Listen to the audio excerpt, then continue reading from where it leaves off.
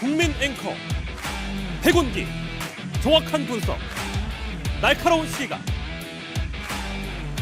백운기가 하면 다르다. 여러분 안녕하십니까, 백운기입니다. 인요한 국민의힘 혁신위원장이 이준석 전 대표를 만나러 부산에 갔다가 이 대표한테 진짜 환자는 서울에 있다 이런 말을 들었다죠. 인요한 위원장, 여기에 마음 아픈 사람이 환자고 그 사람이 지금 부산에 있다 이렇게 맞받아쳤는데 여러분은 어떻게 생각하십니까? 진짜 환자는 누구라고 생각하십니까? 누구 말이 맞는 것 같습니까? 생방송 백운기의 정치본색 출발합니다.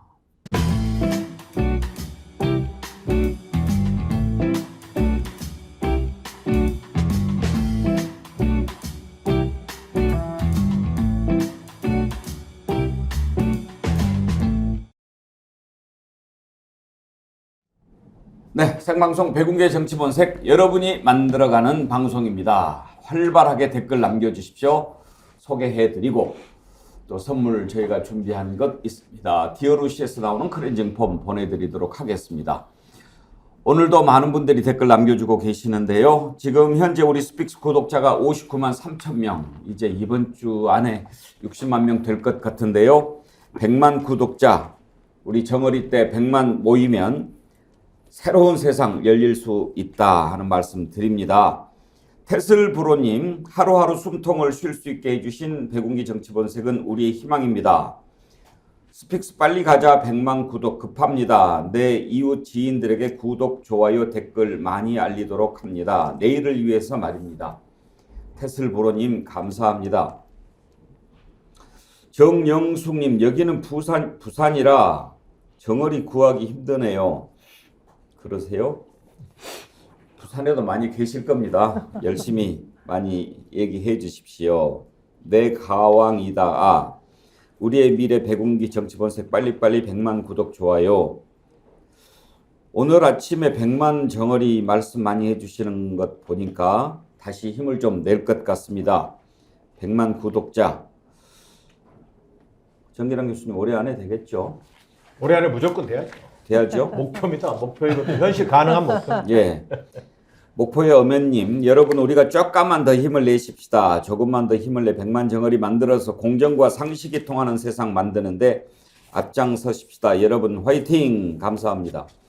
목포의 어면님께서 지난주 목요일 전현희 국민권익위원장 출연했을 때 삼행시를 보내주셔가지고 제가 선정해서 선물을 보내드렸는데 저는 옛날에 받은 것 있으니까 다른 분께 전해달라고 양보를 해주셨어요. 감사합니다. 그 뜻을 받들어서 오늘은 한 분 더 그러면 목포 오메님 것까지 드리도록 하겠습니다. 일단 오늘 아침 글 올려주신 테슬브로님께 디어루시에서 나오는 클렌징 폼 보내드리면서 시작하도록 하겠습니다. 그리고 이종수님, 홍게 먹고 해요. 예, 홍게 지난주에 소개해드렸는데 김영우님, 주말에 백패킹 가서 생참치 맛나게 먹었어요. 다들 처음 먹는 맛이라며 좋아하네요. 예, 스픽스몰 광고는 끝날 때쯤 하도록 하겠습니다.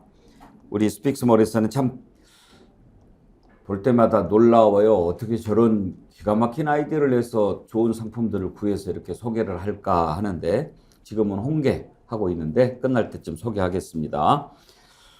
오늘 함께 하실 네 분 패널 소개해드리죠. 정기남 조선대 개건교수, 전예현 우석대 대학원 개건교수, 박진영 민주연구원 부원장, 최수영 메시지 컨설턴트 나오셨습니다. 어서 오십시오. 예. 인요한 위원장이 부산에 갔는데 이준석 전 대표 만나러 갔죠. 이준석 전 대표 요즘에 토크 콘서트라고 지방을 돌아다니면서 이현주 전 의원하고 같이 하더라고요. 그 자리를 찾아간 겁니다. 예고 없이. 결국은 못 만났는데 그 자리에서 이준석 전 대표가 앞에 앉아있는 인요한 위원장한테 그런 이야기를 했지요. 진짜 환자는 서울에 있는데 왜 여기 오셨느냐. 이걸 영어로 했어요. 영어로. 뭔가 의미가 좀 있어 보이는데 일단 그 발언을 먼저 들어보죠. I would tell you at this point that you have failed to meet the prerequisites for coming here. Say, I mean, what have you learned from the recent council election? Have you tried talking to the people of council? Seriously, if so, then tell me please what you have learned from them. Because seriously, they are singing the songs of angry men here. And if you listen to them, then all the answers are in there. And if you abide by their language then, and not defy them, then I'll be more than happy to talk with you. But as of now, as I told you, we failed to meet the prerequisites. So, I mean, please join us for the discussion, but at the moment I have not much to tell you at this point. I'm really sorry. Okay. 이영주 의원님이 하신 말씀과 아주 비슷한 내용이었고, 사실 우리 인유원 박사님한테 영어로 말씀드린 이유는 you became one of us, but you don't look like one of us as of now. Please be on our side. Yeah, and speak in the same language as we do. Speak in the language of democracy with us, please. I said please. It's in Seoul. Yeah, you gotta go talk to him. He needs some help. 진짜 환자는 서울에 있다. 진짜 환자가 누군지 여러분들에게 한번 물어보고 싶은데 전혜영 교수님부터. 진짜 환자는 용산에 있다. 이 말을 돌려서 한 거고요. 누군지는 국민 여러분 다 아시지 않겠습니까? 전혜영 교수님께서는 그러면 진짜 환자가 서울에 있다라는 이준석 대표 말에 동의하십니까? 저는 동일합니다. 왜냐하면 이태원 참사 추모 일주기 대회에 갔다 와서 저는 생각이 완전히 바뀌었다고 해도 과언이 아니거든요. 타인의 아픔, 특히 타인도 아니죠. 국민의 아픔에 공감하지 못하는 윤석열 대통령은 심각한 문제가 있다. 다만 이제 제가 환자라는 표현을 조금 조심스러워하는 거는 이제 환우들이 왜 정치인들 비판할 때마다 이런 걸 갖다 쓰냐라고 해서 제가 조금 조심한 건데 어쨌든 윤석열 대통령이 국민의 아픔에 전혀 공감하지 못한다는 점에서 문제가 있다. 이런 표현이라고 저는 생각을 하고요. 다만 이준석 전 대표에게도 좀 아쉬운 점이 있습니다. 본인이 지금 한풀이 정치를 하려고 하는 것 같아요. 그래서 인유한 위원장도 약간 영어로 말하는 것은 좀 모욕주기식이 아닌가 좀 이런 생각이 듭니다. 예, 그건 나눠서 한번 생각해 봅시다. 일단 인유한 위원장 여기에 대한 반응을 좀 들어볼까요? 이준석 전 대표가 그 계신 곳 앞에서 여러 쓴소리들을 했잖아요. 뭐 예를 들어서 환자는 내가 아니라 서울에 있다. 좀 냉랭한 태도를. 제가 보여서. 의사인데 예. 환자는 서울에 있는 게 아니고 마음 아픈 사람이 부산에 있고 마음 아픈 사람이 환자인 것 같아요. 그래서 저는 그렇게 해석합니다. 예. 그 어제 그 강연 마치고 나서 네네. 좀 남아 계셨다가 1대1로 더 면담하시고 오시지 않고 바로 올라오신 이유는? 그 나오는데 이제 토크콘서트 끝나고 바깥에서 또 이어졌어요. 그분들이 하는 행사가. 그래서 물리적으로 사실 만나고 싶었어요. 네. 만나서 허심탄회한 문 닫고 대화를 좀 하고 싶었는데 네. 공개적인 것보다 그게 낫지 않습니까? 근데 그거는 이루어지지 않았지만 어쨌든 쓴소리를 들었고 다 뭐 쓴소리도 다 좋았는데 이제 조금 마음에 걸린 게 영어로 저한테 그렇게 얘기하는데 우리 뭐 할머니가 1899년 목포 태생이고 아버지가 군산에서 태어났고 나는 전라도에서 다 태어난 사람인데 네. 구태여 그럴 필요가 있었나 조금 섭했어요. 그건. 예. 두 가지로 나눠서 한번 생각해 봅시다. 왜 영어로 얘기했을까? 거기에 대한 생각. 그리고 진짜 환자는 누군가? 이렇게 나눠서 한번 제가 질문을 드리고 싶은데 정기란 교수 환자 얘기부터. 아까 전영 교수님 환자라는 표현 좀 말하기가 조심스럽다. 저도 공감합니다. 그러나 다만 지금 정치적으로 그런 표현을 썼기 때문에 오늘은 그런 표현을 저희가 한번 가지고 얘기해 본다는 것 여러분들 양해해 주시기 바라고요. 특히 지금 병석에 계신 분들도 이해해 주시기 바랍니다. 누가 환자 같습니까? 뭐 명확하게 가리키고 있죠. 윤석열 대통령을 지칭하고 있는 것이죠. 국정 운영의 어떤 변화 이런 것들이 그 요구받고 있는 상황인데 거기에 대해서는 인유한 혁신위원장이 한마디도 하지 못하고 오히려 뭐 대통령의 권한에 대해서 얘기하는 것은 월권이다 이러고 있으니까 그 환자에 대해서 정말 당신이 명의라면 그 환자부터 치료하고 와라 뭐 이런 뜻 아니겠어요? 최수영 컨설턴트 생각을 한번 들어보고 싶은데요. 누가 환자입니까? 또 누구나 다 생각하는 사람 아니겠습니까? 저도 이준석 대표가 지칭하진 않았지만 애둘러 표현했고, 근데 거기다가 저는 이렇게 친윤 주류라고까지 말하고 싶었던 것을 그냥 환자라고 그냥 단수로 표기한 것 같은데요. 근데 이준석 대표의 어법을 보면은 주로 아픈 사람이 등장합니다. 안철수 전 대표가 자신에게 대해서 윤리 제소한다 했을 때 나는 아픈 사람하고 대화하지 않는다. 또 어쨌든 지금 가장 내가 아니라 당신이 만나야 대상은 또 환자다. 서울에 있는 환자다. 저는 이준석 대표가 좀 말하자면은 에고이스트적인 좀 집착에 빠져 있는 것도 같아요. 그러니까 내 정치, 내 생각, 그 다음에 다른 사람들은 마치 이제 아픈 사람 취급하는 것. 이거는 저는 또 하나의 이분법이라고 생각합니다. 그러니까 조금 더 이준석 대표도 아무리 분노하고 본인이 어떤 정치적으로 이렇게 홀대받는 것에 대해서 표출을 할 수 있지만 그 대상을 모든 사람들이 어떤 원인을 제공하거나 대척점에 있는 사람들이 아픈 사람들이다. 환자다. 이렇게 규정을 해버리는 거. 저는 이거 대단히 좀 말하자면 이준석 전 대표가 지금 아마 열린 정치를 이야기하면서 중도신당까지도 얘기하는 입장에서 대척점에 있는 사람들을 모두 환자로 규정한다 그러면은 그건 중도정치가 또 나아갈 방향은 또 아닌 거죠. 그런 점에서 저는 이준석 대표가 이런 조금 말하자면 격정적 언어 혹은 그 다음에 규정하는 단어들, 그 다음에 지칭하는 것들이 어찌 보면은 사회적인 어떤 그룹들을 인식할 수 있는 이렇게 규정하는 단어들은 저는 안 했으면 좋겠어요. 그거는 이준석답지 않고 그리고 저는 예의의 정치적인 어법에도 맞지 않고 예의에도 어긋난다고 생각합니다. 메시지 컨설턴트로서 최수영 교수가 이제 그런 점을 지적을 해주셨는데 저는 그런데 이런 생각은 들어요. 지금 이뇨한 위원장이 이준석 대표를 만나러 일부러 거기까지 가지 않았습니까? 이제 그런 모습을 보여주는 건데 입장을 바꿔서 생각하면 지난번에 이준석 대표가 그런 얘기했어요.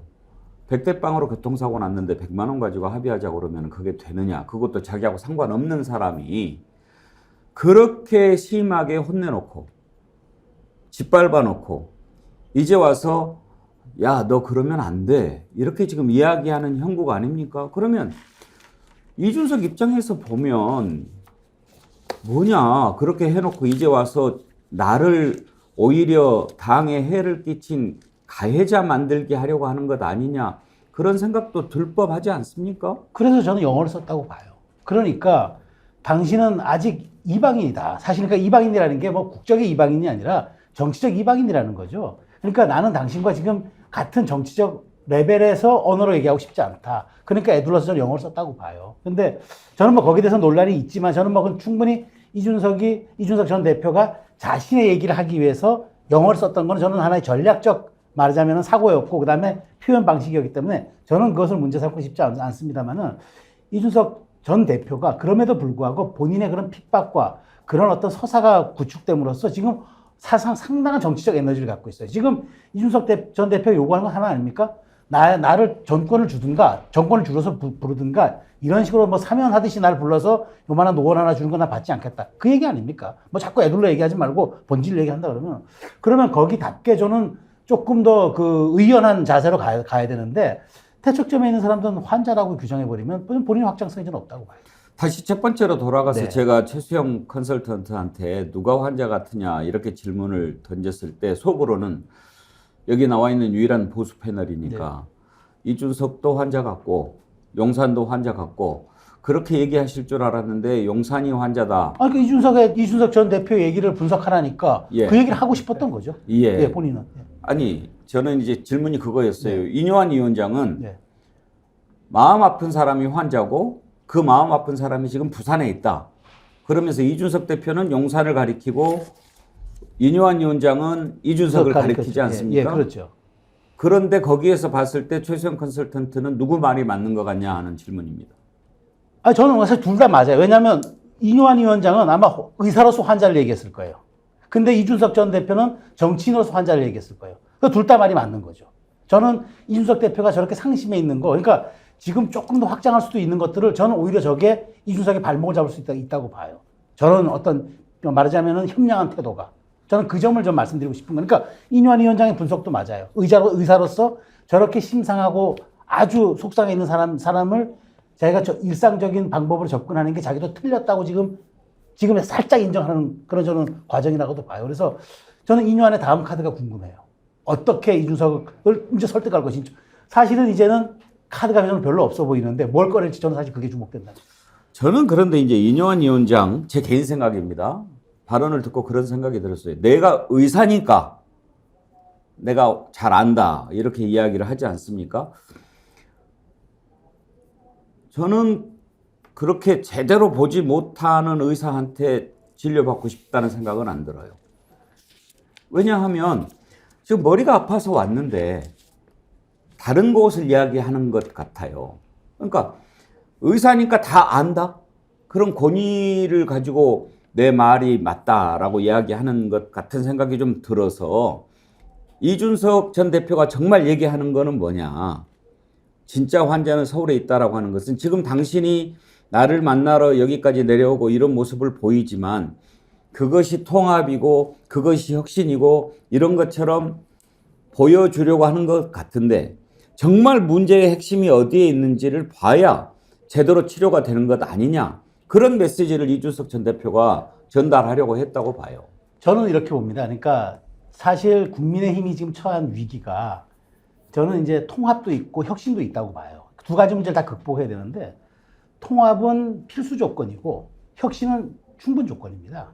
그러니까 최소한 통합에 있어서의 인요한식의 어느 정도의 문호가 좀 열린 채로 저는 혁신을 향해서 간다고 봐야 되는데 이 마지막 걸림돌이 이준석이에요. 그래서 저는 어떤 형태로든 가는데 이준석 대표가 전 대표가 받지 않을 가능성이 높아요. 그러면 이제 이걸 딛고 이제 혁신으로 가야 되는데 이제 그 혁신이 과연 친윤 중진 불출마 정도가 될 것이냐. 이제 그 다음 얘기로 가야 되겠지만 저는 그래서 지금 마지막 통합의 단계를 지금 마무리한다고 보기 때문에 어쩌면 저는 인요한식의 진단이 저는 반은 맞았다고 봐요. 그래서 저는 이제부터 어떻게 할 것인가 중요하다고 봅니다. 박진영 부원장 생각을 한번 들어보고 싶습니다.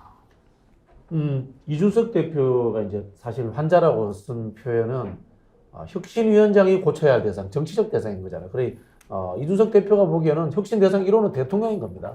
대통령을 혁신하라. 당신이 혁신위원장이니까 그렇게 이야기한 건데 인요한 위원장은 의사로서 이준석 대표 보고 뭐 마음이 상했다 이렇게 이야기하는데 사실 이게 앞뒤가 안 맞는 이야기입니다. 서로 그러다 보니까 이준석 대표가 우리는 언어가 다르다. 그런 이야기를 한 거죠. 말씀하신 것처럼 정치적으로 이방인이다. 이렇게 이야기를 한 건데요. 그럼에도 불구하고 이준석 대표의 이 조롱하는 말투라든가 이게 영어로 쓴 것 자체가 인요한 위원장을 조롱한 거예요.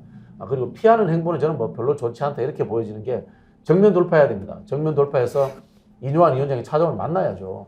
만나서 정확하게 욕을 해야죠. 저 같으면은 당신은 대통령이 임명했습니까? 김기현 대표가 임명했습니까? 그럼 인요한 위원장이 대통령이 임명했다는 소리 못할 거 아닙니까? 그죠? 그럼 김기현 위원장이 임명했다면은 우리 당의 혁신 대상 1호를 해결하십시오. 대통령 탈당시키세요. 그리고 당은 대통령으로부터 자유로워져야 됩니다. 라든가 이렇게 정확하게 그리고 자신의 본심을 담아가지고 진정성 있게 이야기해야지. 이렇게 가버리면은 저는 이준석 대표가 저는 이준석 대표가 이미 탈당할 결심을 했다고 봅니다만은 이런 과정들을 자꾸 겪으면은 이준석 대표가 상처를 받은 상태에서 튕겨져 나오는 형태로밖에 될 수 없다. 그런 생각이 들고요. 사실 인요한 위원장도 모르겠어요. 주위에 참모가 있는데 이준석 결국 나간다. 이런 머릿속에 결론을 가지고 있을 겁니다. 그러나 그 과정에서의 서로의 명분쌓기 아니겠습니까? 이런 부분에 있어서 제가 보기에는 오히려 인요한 위원장이 좀 더 포인트를 쌓았다. 그런 생각이 듭니다. 우리 애청자님들은 어떻게 생각하셨을까요? 양병엽님, 이준석이 환자를 표현한 거는 인요한 위원장이 당에 약을 주겠다고 하니까 환자는 대통령인데 왜 약을 당에 처방하냐 이런 뜻 아니겠습니까? 샤롬님, 양두구육이라고 했더니 내가 개란 말이냐 이런 꼴이네요. 예. 제가 한 말씀만 드려도 될까요?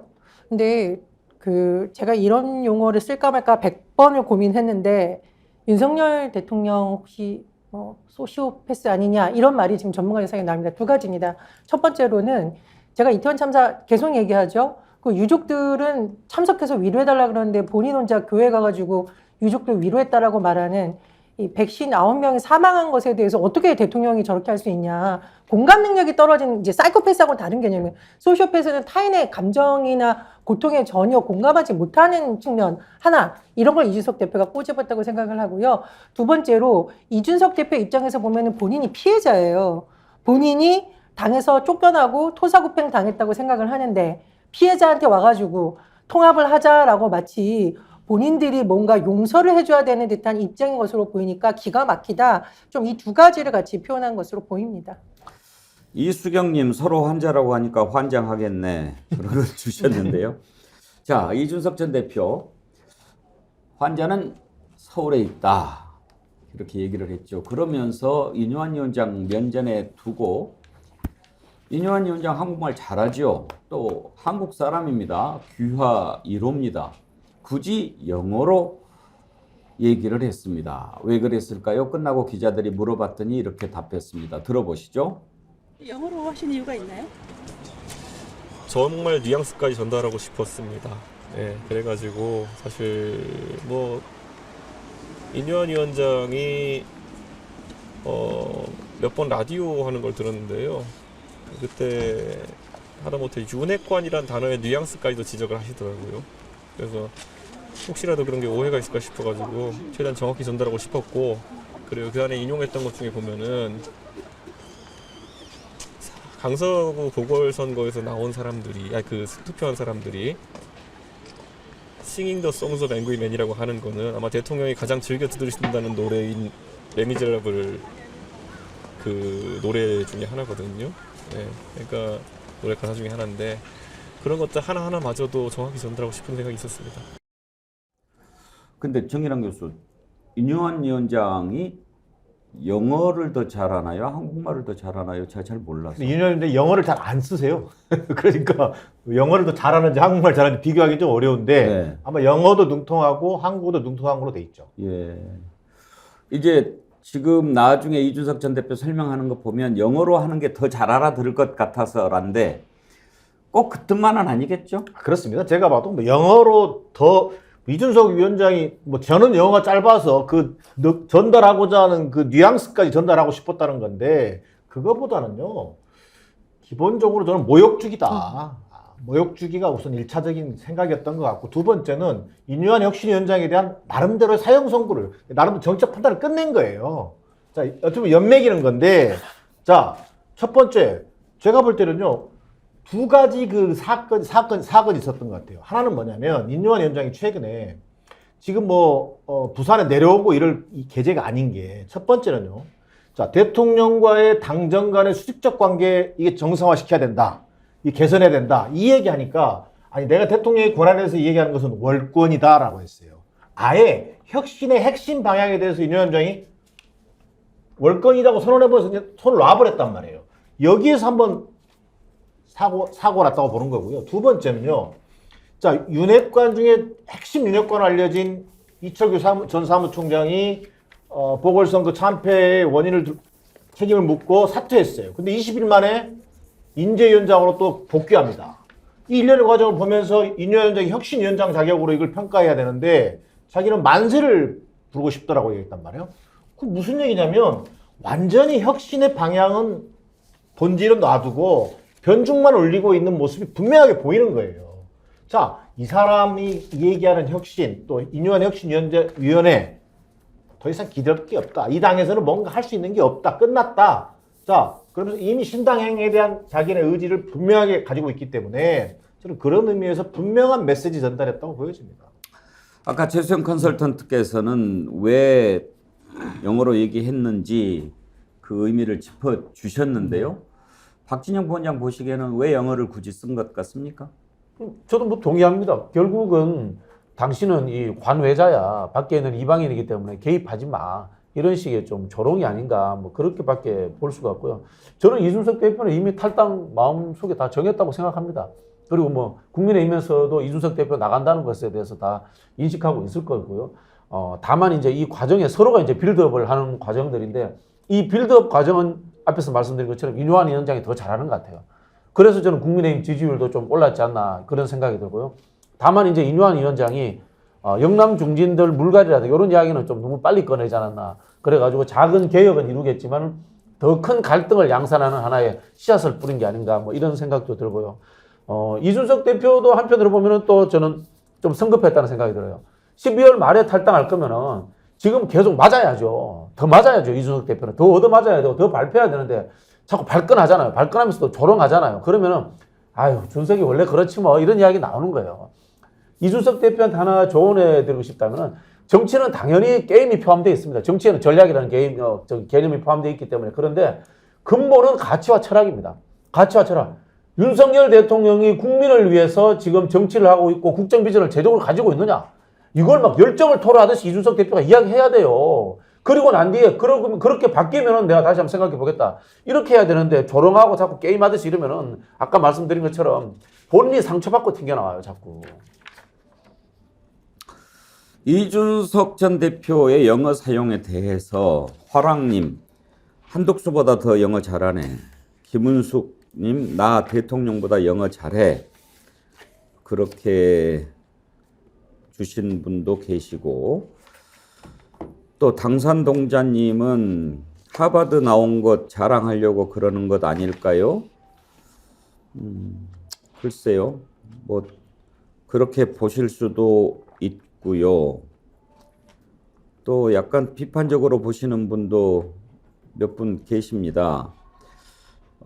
자기 자신을 드러내고 싶은 욕심이 이수경님, 맥락은 이해가지만 잘난 척이 먼저 보인다. 글쎄요, 뭐 영어를 잘하겠죠. 미국에서 공부를 했으니까. 그리고 잘하네요. 영어 하는 거 들어보니까. 그런데 이제 그 깊은 뜻, 이뇨한 위원장이 만나러 데려왔는데 이뇨한 위원장을 앞에 두고 영어로 이야기를 하는데 거기에 이제 그런 얘기가 바로 핵심이 아닌가 싶어요. 같은 민주주의의 언어. 제발 같은 언어를 쓰자. 그러니까 결국은 당신이 지금 여기까지 온 것, 그것이 나한테 얘기해 주는 말은 내가 통합의 걸림돌이고 지금 국민의힘 혁신의 어떤 과제라고 보고 계신 거 아니냐. 그것은 지금 당신이 나한테 못 알아듣는 쏠라쏠라 하는 거다. 지금 국민들이 얘기하고 싶은 말은 정말 혁신을 하려면 대통령이 바뀌어야 된다라고 하는 거다. 그게 지금 우리가 해야 될 언어다. 당신이 쓰는 언어와 우리가 쓰는 언어는 지금 서로 다른 길을 가고 있다. 그것을 표현하기 위해서 굳이 영어로 이야기한 게 아닌가 그런 생각이 드는 거죠. 분노한 사람들의 노래, 그게 이제 레미제라블 영화에서 나왔던 거죠. 윤석열 대통령이 그 노래를 좋아합니까? 좋아한다기보다 들어봤을 거라고 생각을 하지 않을까 싶고, 결국은 그 분노한 사람들이 몰려가서 혁명을 일으키는 그런 걸 그 노래가 상징을 하고 있잖아요. 그래서 썼다고 보는데, 근데 저는 이제 윤석열 대통령에 대해서도 비판하지만 이준석 대표의 이 지나치게 똑똑함이 그에 대한 호감도라든가 기대를 떨어뜨리는 요인이라고 생각을 하거든요. 과거에도 뭐 포카혼타스 노래 얘기하고 뭐 임재범 노래 얘기하고 비빔밥 노래하고 그랬는데 일시적으로 대중의 관심을 끌 수는 있지만 교수님께서 말씀하셨듯이 도대체 뭘 말하려고 하고 윤석열 정부의 대책정으로서 뭘 제시하려고 하는지는 부족했다 이렇게 생각을 합니다. 저는 거듭 말하는데 윤석열 대통령이 가난한 사람들과 눈물 흘리는 사람들의 목소리를 못 듣는 심각한 수준이다. 죄송합니다. 제가 이태원 참사 얘기만 나오면 지금도 이제 말을 잘 못하는데 간접적으로 지켜본 저도 이렇게 가슴이 아프고 트라우마가 생기는데 윤석열 대통령은 거기에 대해서 아무 아픔을 느끼지 못하는 것 같아요. 어쨌든 뭐 이준석 대표의 그 노래를 들었는지 안 들었는지 모르겠지만 예전에 물어보니까 난장이가 쏘아올린 작은 공을 읽으셨다고 하더라고요. 그 책도 좀 다시 읽어보시고 왜 이렇게 국민들이 화가 나는지 좀 살펴보셨으면 합니다. 예. 그런데요. 아무튼 지금 어찌됐든 내용을 떠나서 전국의 주도권, 국민의힘이 잡아가고 있는 것 같이 보이지 않습니까? 민주당이 무기력하다. 이런 얘기들이 많이 나옵니다. 지금 보십시오. 국민의힘 혁신위를 만들어서 되든 안 되든 뭔가 뭐 1호 안건으로 사면을 한다. 사면했는데 뭐 사면이냐 그게 징계 취소해야지 뭐 이렇게 반발도 하고 그렇지만 아무튼 뭔가가 있죠. 그 다음에 두 번째 안건으로 뭐 지도부라든지 또는 영남에서 오래 해먹은 사람이라든지 대통령 측근은 불출마하거나 험지로 나가라 뭐 이렇게 이야기해서 지금 들쑤셔 놓고 대통령은 자기 좋아하는 사람들만 만나는 것 같아요. 그래도 어찌됐든 뭐, 제가 이렇게 막 만나고 있습니다. 이런 거 보여주고.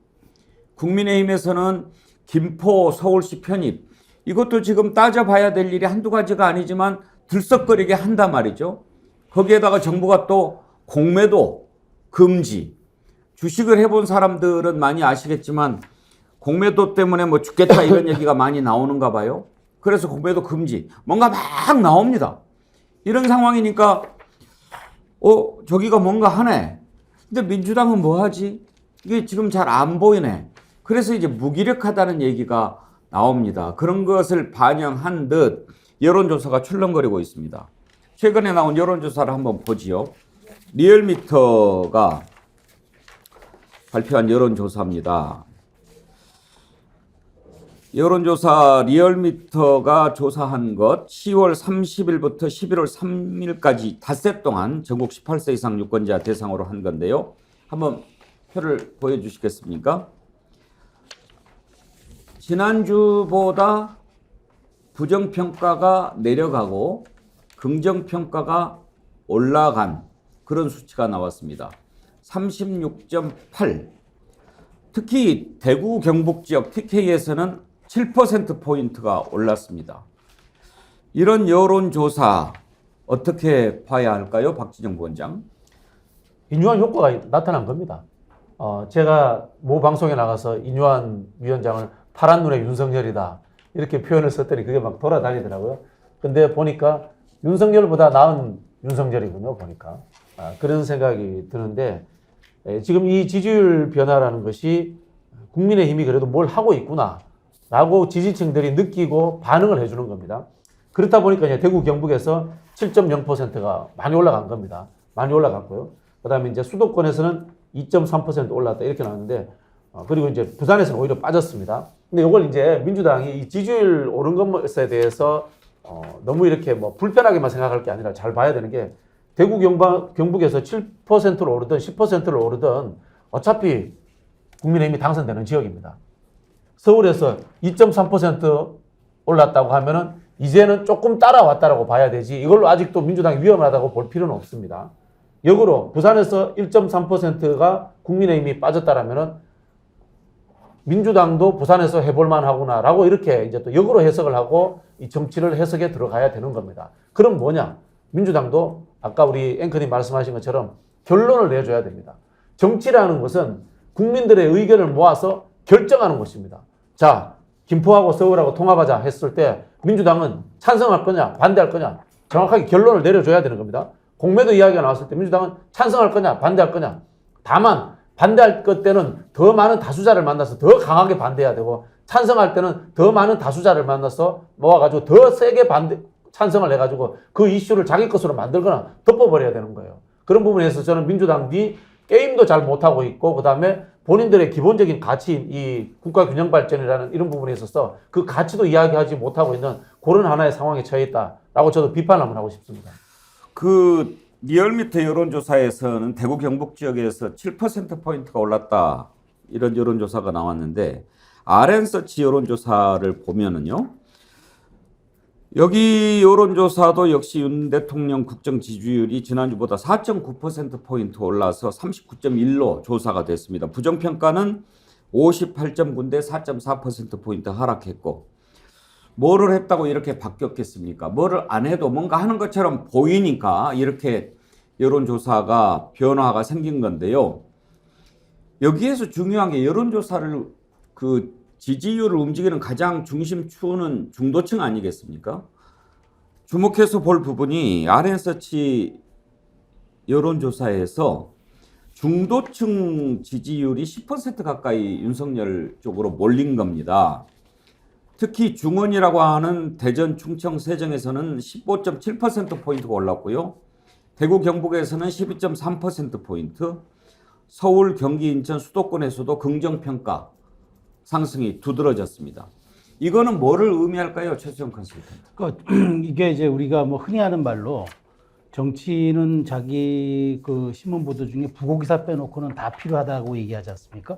바로 그 효과입니다. 그러니까 이게 지금 뭔가 지금 혁신도 뭐 이게 내용이 있든 없든 하는 것처럼 비춰지고 그다음에 대통령의 시정연설 때 저는 민주당의 그 노루고 악수라는 거 있잖아요. 대통령 요즘 화제가 되는 건데 그 뭐 악수하니까 피하고 말이죠. 그다음에 뭐 물러나라 했던 이런 것들이 이제 중도층의 표심을 자극하는 거예요. 그러니까 최소한 대통령이 예산안 연설하러 와서 민주당 의원들 만나고 하면은 뭐 악수 정도는 해줘야 되는 거 아니야? 이런 데 대한 어떤 그런 중도층의 반감이 있었던 것 같아요. 그다음에 가장 중요했던 거 지금 뭔가 그 대통령이 변하고 있다. 뭐 어떻게 변했는지는 뭐 상관하지 않지만 대통령의 그런 시도 자체를 어쨌든 그 국민들은 좀 높이 평가하고 있다라고 봐야 되는데 그런 측면에서 물론 이게 이제 저는 이제 이렇게 가끔 비유를 합니다. 오늘 뭐 비가 오고 내일 또 뭐 날씨가 맑겠지만 모든 것도 날씨는 이제 기후 변화가 무쌍한데 날씨 변화는 무쌍하지만 결국은 총선이라는 거는 그 날씨가 모여진 기후로서 이제 평가를 받게 되는 거란 말이죠. 그래서 지금 뭐 이렇게 저도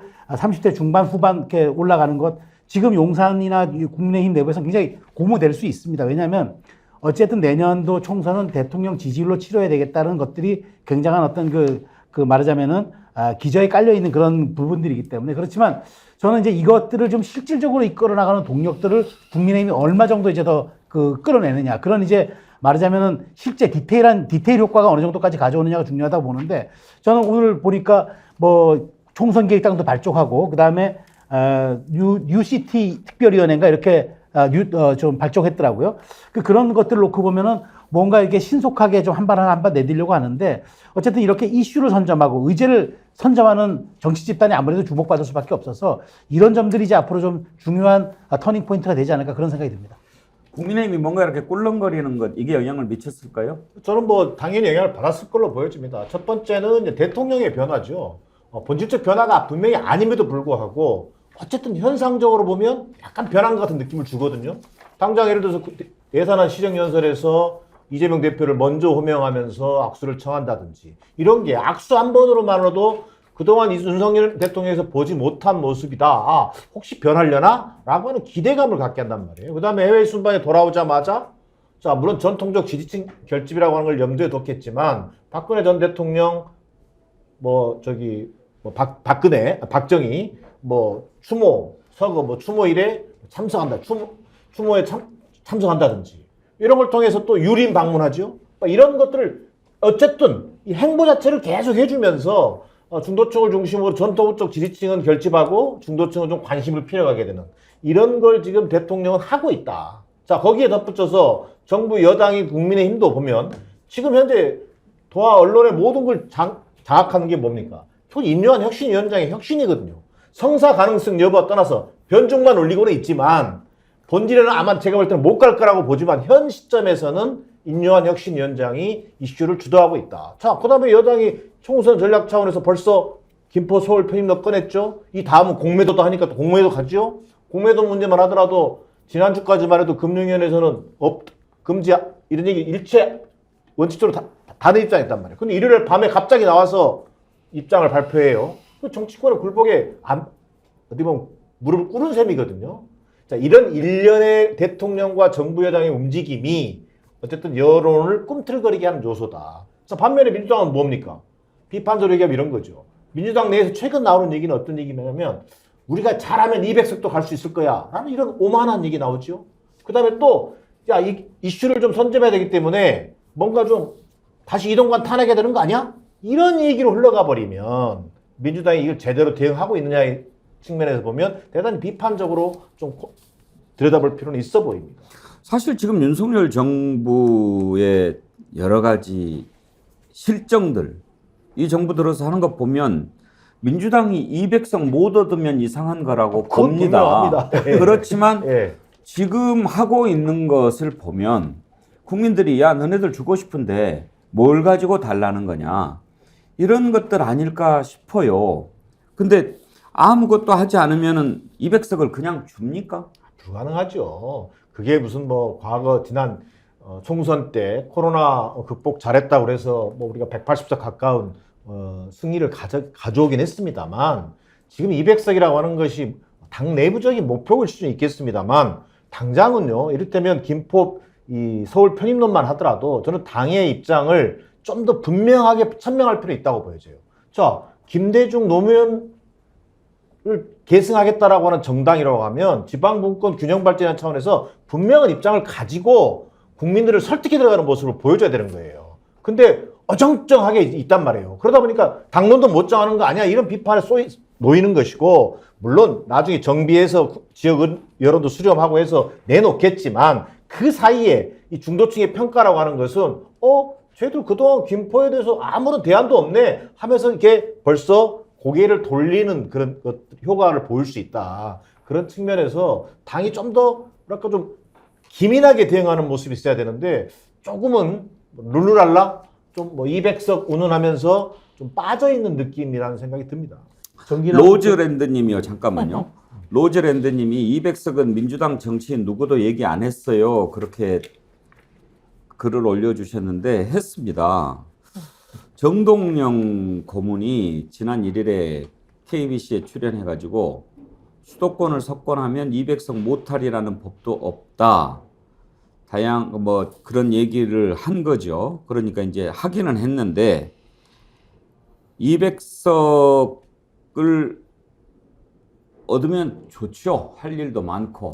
그런데 거기에 대해서 이제 김두관 의원이 위기가 몰려오는데도 200석 압승론을 떠드는 정신 나간 인사들이 있다. 이렇게 이제 비판을 하면서 이게 좀 시끄러워진 거예요, 박진영 교수님. 네, 제가 우리 정기남 교수님 말씀에 약간 좀 수정도 하고 또 부연 설명도 할 필요가 있을 것 같은데요. 일단 우리 정동영 전 고문님께서는 200석 예측하시면은 험지로 가서 출마하셔도 당선됩니다. 안전한 전주에 계시지 마시고 꼭 출마하고 싶으시면은 험지로 가십사라고 제가 좀 제언을 드리고 싶고요. 지금 여론조사를 제가 로데이터를 살짝 좀 지금 찾아봤습니다. 봤더니 이게 중도층이 생각보다 움직인 게 아니고 보수층이 표집이 늘어났더라고요. 결집이 됐더라고요. 이 이야기는 뭐냐면은 실제로 이미 국민들은 윤석열 정부에 대한 평가는 끝이 나 있습니다. 다만 보수층들 중에 약보수층들이 윤석열 대통령이 부끄러워서 결집 못하다가 어떤 이슈만 생기면은 아이고 우리 잘하니까 빨리 결집해줘야지라는 이제 그런 현상이다. 이 정도로 보시면 되지 지금 중도 자체가 흔들렸다라든가 뭐 이 정도까지 우리가 과하게 평가할 필요는 없다라는 말씀을 좀 드리고 싶고요. 민주당 이야기를 저도 좀 더 보태서 해야 될 것 같은데요. 우리 최수영 컨설턴트 계시지만은 메시지라는 것은 강하고 반복적이어야 합니다. 그래야지 상대를 이길 수 있거든요. 근데 지금 민주당이 이뿐만이 아니고 메시지를 내는 게 없어요. 메시지를 낸 게 우리 국민들 귀에 꽂히는 메시지 뭐 있습니까? 누구 탄핵하겠다 외에는 없단 말이에요. 근데 이 탄핵하겠다는 이야기도 지금은 또 안 해요, 또. 탄핵도 사실 굉장히 이 윤석열 정부를 싫어하는 사람들이 60% 가까이 육박하기 때문에 또 하나의 희망을 줄 수 있습니다. 뭐 이동관 탄핵하자라든가 한동훈 탄핵하자라든가 이게 중도층들은 모르겠지만은 민주당 지지층과 진보층을 결집시키는 데는 또 효과가 있습니다. 그러면 여론조사가 또 민주당도 또 몇 %% 올라갑니다. 이슈를 선점하면은. 그러면은 중도층들은요, 합리적 판단도 하지만은 밴드웨건에 의해서 대세론과 이기는 쪽으로 또 옮겨와 주기도 합니다. 그런 부분에 있어서 메시지라고 하는 것은 중도적일 필요도 있지만 때로는 강할 필요도 있는 겁니다. 근데 민주당은 강한 메시지도 지금 중간에 뚝 끊겨버렸고, 그리고 합리적인 메시지도 없고, 그러다 보니까 지금 뭔가 제대로 일을 하고 있는가라는 비판을 듣게 되는 것이고요. 야당이 하는 거는 딱 간단합니다. 세 가지입니다. 첫 번째는 무조건 투쟁하는 겁니다. 야당은.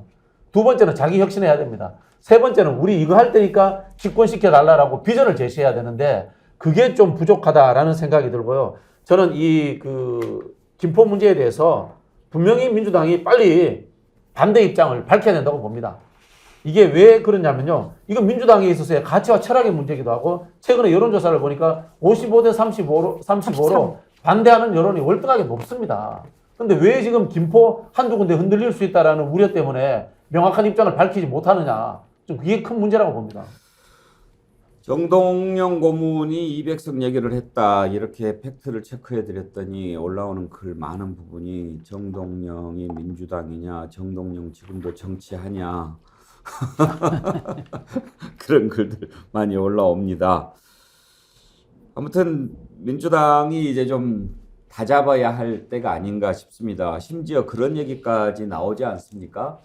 만약에 이준석이 신당을 만들면 민주당 비명계 그쪽에 합칠 가능성도 있다. 이런 얘기도 나오는데 우상호 의원이 무슨 개똥 같은 소리를 하고 있느냐 이렇게 비판을 하더군요. 한번 들어보시죠. 근데 이제 이준석 대표는 이런 말도 합니다. 민주당의 비명계도 만나고 있다. 누구를 만나는 걸까요? 저는 뭐 비명계는 제가 만나고 있는데요. 뭐 개똥 같은 소리라고 봅니다.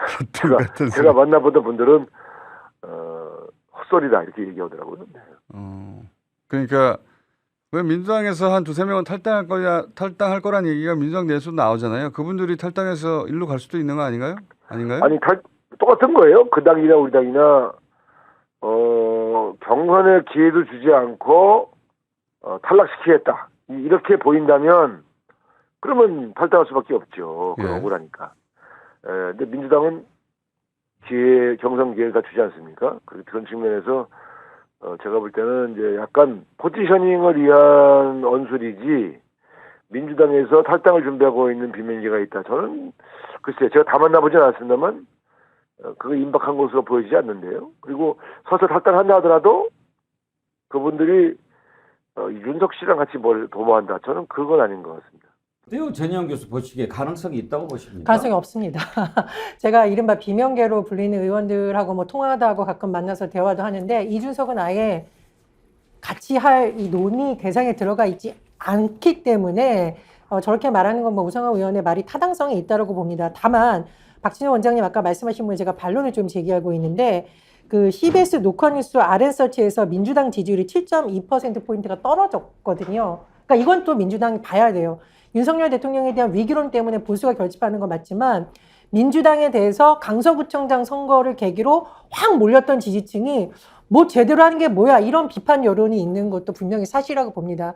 과거에 보면 민주당의 의제를 주도했어요. 그게 무상급식이든 반값 등록금이든 국토균형 발전이든 국민들이 보기에 가슴이 뛰고 나라가 이렇게 되면 안 되는데 민주당이 새로운 비전을 제시해 주겠구나가 뚜렷하게 보이면서 야권연대도 되고 이른바 중도 좌에 서 있던 사람들이 우리의 가슴을 뛰게 해주는 민주당 이런 부분이 요즘 있었거든요. 근데 지금 제 민주당 지지층 주변에 해보면 제발 우리의 가슴을 뛰게 해줘라는 얘기를 합니다. 제가 최근에 민주당 의원한테 제발 우리의 가슴을 뛰게 해줘라고 하니까 지금 환경에서 못한다라고 말한 정치인도 있어요. 이건 너무 좀 아니하다. 그래서 비명계가 탈당해서 이준석과 손잡을 가능성은 없으나 민주당이 지금처럼 뭔가 애매모호한 태도를 보이는 건 전 아니라고 생각을 하고요. 김포서울 편입 이 문제만 말아서 보면은 민주당의 가치는 민주 일기 정부에서 부터 지속되게 국토균형 발전을 외쳐왔습니다. 그래서 우리는 반대다. 이렇게 뚜렷하게 하고 국민을 설득하는 쪽으로 가야 된다고 봅니다. 박진영 교수는 민주당의 비명계 일부가 이준석 신당하고 합칠 가능성 있다고 보십니까? 글쎄요, 뭐 그럴 가능성은 저는 뭐 없다고 보는데요. 다만 이제 한두 분 탈당할 분은 있지 않을까 그런 생각이 들고 그분들은 이준석 신당이 아니고 국민의힘으로 바로 갈 것 같아요. 예. 지금 뭔가 무기력하게 보인다. 뭐 그런 지적을 하는 분들이 민주당 측 인사들 중에 많이 있습니다. 유인태 전 국회 사무총장도 그렇고 박지원 전 국정원장도 그런 지적을 하고 뭘 하지 않는다고 무조건 무기력하다라고 볼 수는 없겠죠. 오지랖 님도 그런 의견 주셨어요. 민주당이 대책을 얘기하지 않고 있는 건 아닌데 단어가 자극적이지 않으면 가만히 있다고 생각하는 것도 우리 생각이 좀 잘못된 거 아닐까요? 일리가 있는 지적입니다. 그렇지만요. 야당은 태생적으로 좀 한계가 있지 않습니까? 여당보다 훨씬 더 스피커가 작죠. 그리고 지금 언론 환경도 야당이 뭐를 해도 잘 안 실어주는 것 맞습니다. 또 뭐 여당 성향의 그러니까 보수 성향의 언론이 지금 거의 메이저를 잡고 있지 않습니까? 그런 것만 자꾸 핑계대 가지고는 안 되죠. 그런 상황에서 야당이 더 가열차게 국민들한테 다가가는 것 보여줄 필요가 있죠. 그리고 상황이 그렇다면 더 다른 또 전략을 짜고 그래야 될 필요가 있지 않겠습니까? 그런 게 안 보이니까 국민들 보기에는 또 민주당 지지하는 쪽 입장에서는 답답하고 이러다가 잘못되는 거 아닐까 걱정도 많이 되고 그런 것 아니겠습니까? 그래서 민주당이 뭔가 좀 더 활발하게 해주었으면 하는 거죠. 지금 자꾸 끌려가는 모습을 보인단 말이죠.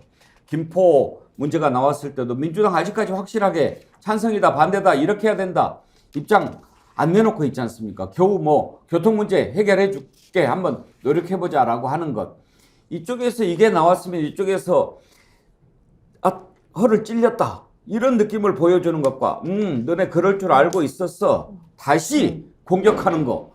국민들이 어떤 걸 더 원하겠습니까? 민주당의 그런 모습을 보고 싶은 건데 당황하는 모습 보니까 국민들이 저래가지고 200석 되겠나 이런 걱정하는 거죠.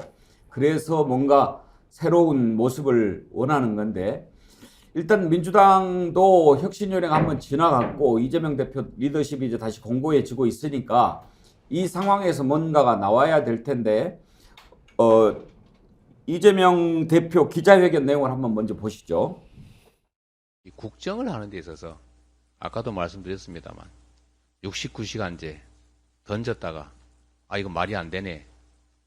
그러니까 그럼 하지 말지 뭐. 그래가지고 적당히 미안하다는 말도 없이 대혼란을 야기하고 그냥 없어져 버리고 이 중대한 국가적 과제를 가지고 아무 생각 없이 툭 던졌다가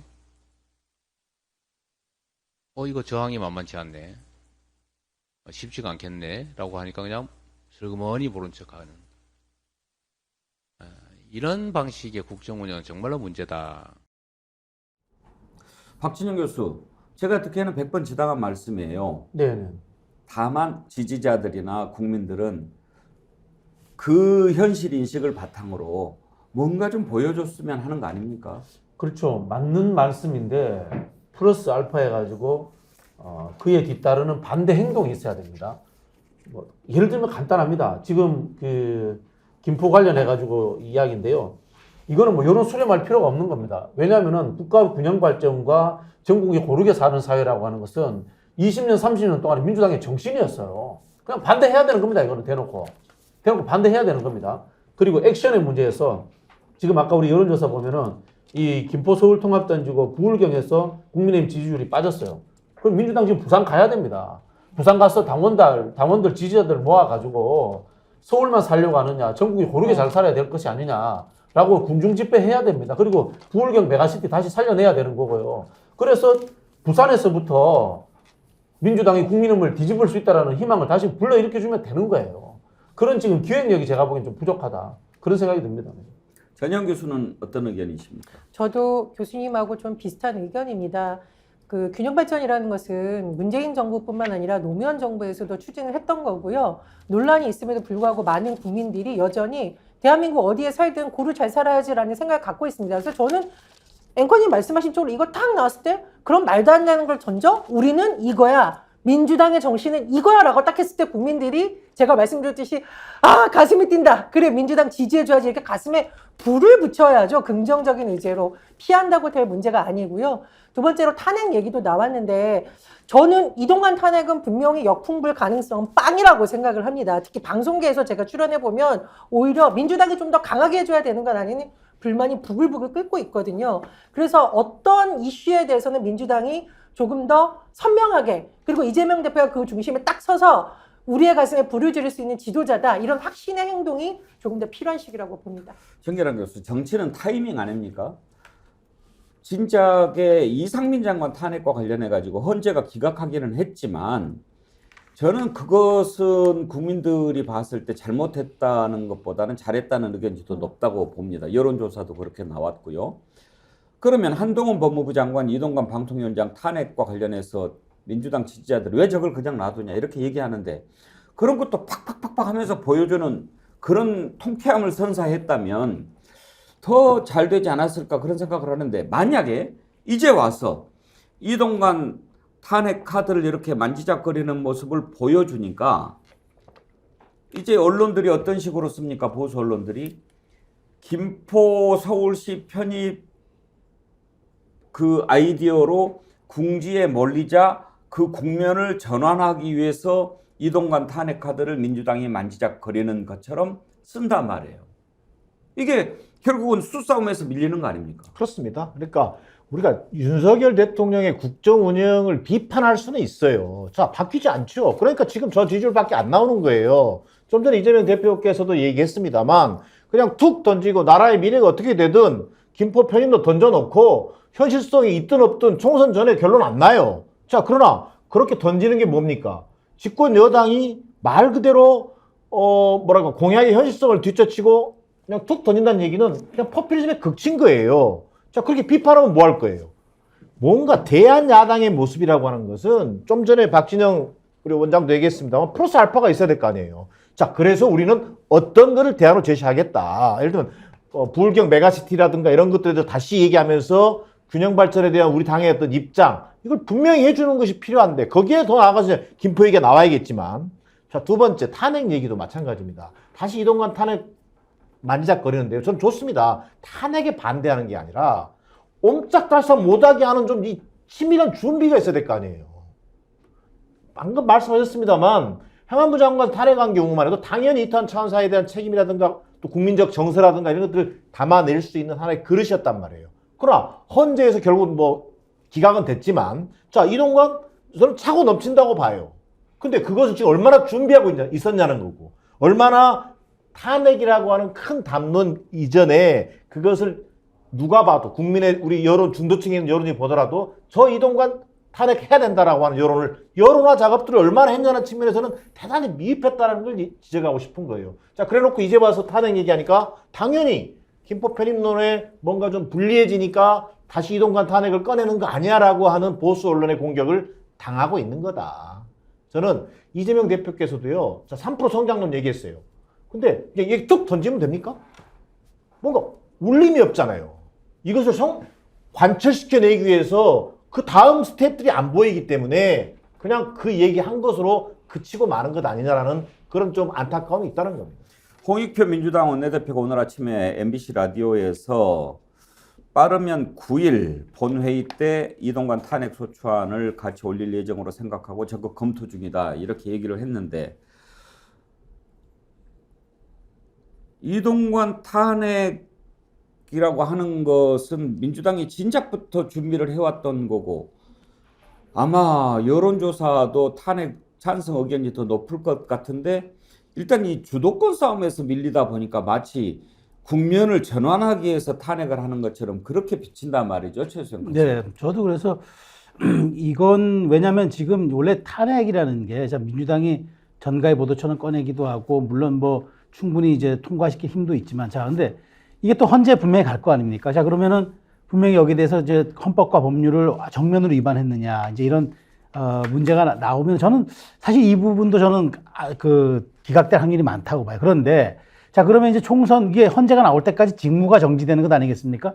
근데 저는 이제 이게 잘못하면 역풍 분다는 거죠. 그러니까 지금 말씀하신 것처럼 뭐 일관성 있게 그러면은 쭉 진행해서 나오는 결과물이 아니라 마치 이제 좀 정치적으로 수세에 몰리고 그다음에 뭔가 이게 이제 의제 설정 같은 것들이 좀 여당이 밀리니까 이걸 좀 뭐 돌파하고 야당의 존재감을 과시하기 위해서 이걸 꺼내든다. 저는 이거는 굉장히 지금 총선 5개월 정도 남은 상태에서는 민주당도 이거는 좀 말하자면 자충수가 될 가능성이 커 보이고 그리고 이동관에 대한 탄핵 같은 경우는 사실 법률적으로는 전혀 문제가 저는 없기 때문에 이게 오히려 저는 완력 정치로 비춰질 가능성이 있어서 민주당 이거 지금에 꺼내는 건 저는 실기라고 보고 그다음에 이것이 꺼내들었던 것이 오히려 지금 중도층 소구력만 약화시키는 그런 결과를 좀 나올 거라고 생각이 되네요. 하여튼 민주당에 좀 파이팅이 필요하다 그런 국민들의 의견이 많고 파이팅을 주문하는 목소리가 많습니다. 국민의힘이 뭔가 지금 움직이지 않습니까? 어찌됐든 간에. 윤석열 대통령도 막 돌아다니고 움직입니다. 그러면 그런 부분에 대해서 우리는 이렇게 하고 있다라고 하는 것을 좀 보여줄 필요가 있지 않느냐. 최근 여론조사 그걸 보고 민주당 지지하는 사람들 그리고 윤석열 정부 반대하는 사람들 속상하죠. 그런 상황에서 200석 한가한 타령이나 하고 있으면 그냥 200석이 되냐고요. 그래서 민주당 얘기하는데 오늘 근데 민주당 얘기하면 또 이런 분들이 많아요. 스픽스도 지금 뭐 겁먹었습니까? 뭐 그렇게 얘기하시고 제가 민주당의 제일 내부자 아닙니까? 현재 예. 뭐 미관 말집이지만 당직을 맡고 있는데 그래도 할 건 해야 됩니다. 이 근본 원인이 보니까요. 민주당이 지금 원내 정치에 몰두돼 있어요. 누가 이제 댓글 어떤 분들이 뭐 박진영 뭐 의원도 아니면서 그러는데 의원이 너무 많아서 생긴 일들인 게 지금 국정감사하고 정기국회 하니까 의원들 개별로서 지금 정치해야 될 게 너무 많은 거예요. 예산도 따야 되지요. 그 다음에 자기도 이 국정감사 잘해서 언론에 한 줄 나가야 되죠. 이러다 보니까 원내 정치가 너무 많아지니까 큰 담론의 정치를 가지고 하는 이슈 파이팅이 안 되는 거예요. 제가 하나 조언 드리자면은 지금 일요일 밤마다 민주당 지도부들과 전략단이 다 모여가지고 일요일 밤에 회의해야 됩니다. 그래서 월요일 아침에 메가 이슈 하나씩 매주 던져야 됩니다. 매주 던져야 됩니다. 그리고 또 이 탄핵 이야기인데 탄핵 이야기 뭐 이동관 문제가 이제 청문회 때 뭐 위정 이야기도 있고요. 제가 뭐 확정 지을 수는 없습니다만 그리고 국민 감정상 충분히 탄핵해도 됩니다. 근데 한 보름 동안 아무 이야기도 안 하고 갑자기 이동관 탄핵 던지면 뜬금없잖아요. 그럼 이걸 가지고 배치를 해야 됩니다. 월요일은 메가 이슈 던지고 그 다음에 화요일 날 넘어가고 수요일 목요일 정도에는 누구 탄핵 이번 주는 누구 탄핵 이렇게 해서 배치해가지고 언론을 퐁당퐁당해서 언론의 헤드라인을 어떻게 따먹을 것인가 이런 거에 대해서 기획을 해줘야 되는데 그게 참 잘 안 되고 있다라는 그런 느낌이 듭니다. 네. 예, 민주당이 더 분발하기를 바라는 그런 의견들이 많이 있습니다. 저는 그 프로를 자주 보질 않는데 우연히 한번 보게 됐는데요. 그 왜 여성들이 나와서 축구하는 거 있죠. 골 때리는 그녀들. 골 때리는 그녀들이. 그저께 우연히 봤는데 이제 제가 잘 모르니까 내 맥락은 잘 모릅니다만 어떤 팀이 1년 만에 첫 승을 거뒀더라고요. 그래가지고 막 울고 막 그렇게 감동하는 모습을 봤는데 감독이 조지진 감독이더라고요. 국가대표. 네. 근데 그때 그 얘기를 해요. 간절함이 이긴다. 네, 간절해야죠. 과연 지금 그 간절함이 있느냐? 당연히 여당보다 불리한 게 야당이죠. 여당이 갖고 있는 카드가 얼마나 많습니까? 수백 수천 가지죠. 대통령 그렇게 못하다가도 지금 뭔가 뭐 말도 안 되는 소리 뭐 국민은 늘 옳다 뭐 그래서 어쨌다는 거예요. 뭐 옳아서 뭐 보여준 거 있어요? 국민이 이태원 가족들 만나라고 그랬는데 만납니까? 그리고 얼마나 의혹이 산처럼 쌓여 있습니까? 그런 거 다 무시하고 지금 뭐 엉뚱한 미팅하고 뭐 이렇게 돌아다니는데 그렇게 한다는 것만 가지고도 원래 뭐 공부 뭐 30점 맞은 애들이 조금 공부하면 금방 올라가니까 90점에서 100점 맞기가 어려운 거죠. 그렇다고 지지율 막 팍팍 올라가니까 그러는 거예요. 그래서 야당한테 좀 더 잘하라고 그러는데 예. 근데 야당을 지금 또 우리가 뭐라고 하기도 그런 게 또 약하니까 또 약자를 또 우리가 또 잘 또 밀어줘야 되니까 오늘 하는 얘기는 민주당 더 힘내라 하는 얘기라는 것을 말씀을 드립니다. 그러니까 민주당 지지자들 마음이 좀 답답한 거예요. 그러니까 그 민주당 힘내라가 아니라요. 제 역할을 좀 해달라는 거예요. 이게 지금 국민들이 민주당이 야당이기 때문에 약하다고 생각하는 게 아니라 169석의 야당이라니까요. 원내 제1당이란 말이에요. 물론 국정 운영에서 의회 정치에서 이 일당이 가지는 어떤 중요한 어떤 의미도 있잖아요. 근데 그런 부분에 대해서 너무 역할하는 거 보면은 미약하게 보이기 때문에 거기에 대해서 좀 힘을 내라는 것이지. 아니 지금 뭐 앞서 다른 약간 좀 걸리는 대목이 있었지만 넘어가더라도 자 혁신이 카드 우리 민주당은 이미 다 써버렸어요. 별 효과도 없었어요. 반성이 되는 거예요. 근데 여당은 지금 총선 앞두고 5개월 앞두고 혁신이 카드 내놓죠. 김포 카드 내놓죠. 공매도 카드 내놓죠. 자 그럼 우리는 여기에 대응하는 차원에서라도 하나씩 내놓을 게 있냐라고 하는 점에서 우려가 제기되는 것이고 탄핵 얘기만 하더라도 국민의 감정상 탄핵이 한다가 아니라 명백한 이유를 만들어내야 되는 거죠. 찾아내고 그걸 국민들한테 설득하는 모습이 안 보이기 때문에 우려하는 것이고 지금 야당의 역할에 대해서 걱정하는 것이다. 저는 이렇게 보고 싶습니다. 이 얘기를 한번 하면서 정리를 해보죠. 아무튼 이렇게 막 여러 가지 변화가 생깁니다. 뭐 민주당 내에서도 비명계가 이준석 신당으로 갈 거니 어쩌니 그런 얘기까지 나오는 판인데 이준석 신당은 거의 그쪽으로 가는 것 같고 과연 내년 총선 앞두고 어떤 변화가 생길까? 지금 정의당도 이정미 대표가 사퇴한다고 발표했죠. 그래서 정의당이 또 어떻게 바뀔까도 궁금한데 정의당 관련 내용은 저희가 잠시 후에 김종대 레이더 하지 않습니까? 정의당 보배 같은 분이죠. 김종대 의원과 한번 얘기를 나눠보기로 하고 어떤 구도로 치러질 것으로 예상하는지 우리 대한민국 최고 패널들께서 짧게 한번 전망을 해주셨으면 좋겠는데 박진영 부원장부터 구도 변화 예상하십니까? 저는 뭐 다자구도가 될 것이다 이렇게 보이고요. 인용환 위원장이 작은 전투에서 수많은 승리를 할 거라고 봅니다. 지금 언론도 잘 다루고 있고요. 그 다음에 인내하는 모습도 보이고 있고. 그러나 이미 너무 일찍 청기누설을 하신 게 영남 중진들을 아웃시킨다. 이 말씀을 하셨기 때문에 영남 중진들이 아웃되지 않으려면은 열심히 윤석열 정부와 속으로 싸우는 아마 그런 상황이 벌어질 거다 이런 생각이 들고요. 중진들을 제거하려면 대통령이 거기에 대해서 합당한 뭔가 대가를 해줘야 됩니다. 근데 지금 윤석열 정부가 그런 걸 안 해주기 때문에 저는 국민의힘이 굉장히 다양하게 분화될 것이다. 그런 상황에서 다자구도가 될 것이고 희망사항을 좀 말씀드리자면은 유승민, 이준석 신당이 선전했으면 좋겠습니다. 영남 중진 나온 얘기 나오니까 지금 최수영 컨설턴트 국민의힘 내부에서는 다른 것보다도 그거 같아요. 야, 저거 용산 뜻이 아니야. 이렇게 보는 것 같아요. 지금 뭐 인유한 위원장이 과연 그러면 아무 생각 없이 본인의 개인적인 이야기로 던졌겠느냐 그런 지금 분위기가 많은 것 같고요. 그런 측면에서 놓고 보면 지금 내부적으로 굉장한 지금 말하자면 눈치 보기 혹은 이제 이 혁신위의 이 제안이 어느 선까지 이제 파급력을 가질 거냐 굉장히 지금 주시하고 있는 것 같고요. 저는 개인적으로 전망한다 그러면은 저는 그럼에도 불구하고 다자구도로 치러지지만 결국 양자구도의 선거로 갈 것이다라고 봅니다. 왜냐하면 이번 총선은 누구나 다 예측하듯 대선의 연장전입니다. 그렇기 때문에 결국 중도가 설 자리가 지금은 있어 보이는 것 같지만 결국에는 양쪽의 지지층 뭐 아니면 도의 게임으로 치환될 것 같습니다. 정연한 교수 전망은요? 뭐 저는 기본적으로 지금 국민의힘의 혁신위는 아마 동력을 상실할 걸로 보여집니다. 본질적인 문제를 건드리지 못하기 때문에 윤석열 대통령의 변화를 끌어낼 수 없기 때문에 혁신은 실패할 거다. 그리고 그 결과 동전의 양면처럼 이준석, 유승민 신당은 좀 불가피해 보인다. 여권의 분열은 거의 상수로 보인다. 자, 근데 그것이 가져올 하나의 후폭풍이 민주당에도 분열을 끌어올 수 있을 것이냐. 저는 좀 아직은 약해 보인다. 우선 이재명 체제가 공고하게 어떤 자리를 잡고 있기 때문에 야당은 좀 분열 없이 칠 가능성 일부 이탈이 있을지언정 분열 수준까지 가지 않을 것 같다. 그리고 그렇게 되면 결국은 사실상 양자 대결의 제3지대 신당 정도, 중도 보수 신당이 결합하는 상태인데 저는 그것이 결국 민주당한테 구도가 우리한테 유리하느냐 이 문제는 좀 예단하기 어렵다.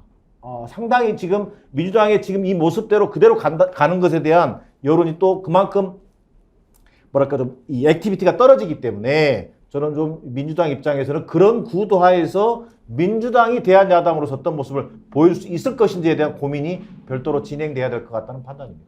전희연 교수님. 희망사항인데요.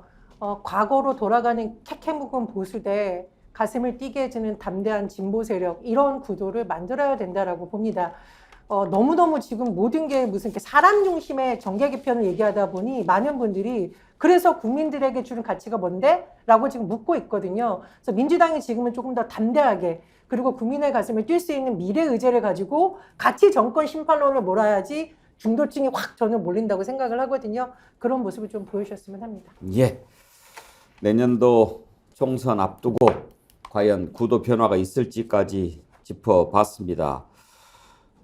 두 분 선정해서 선물 드리도록 하지요.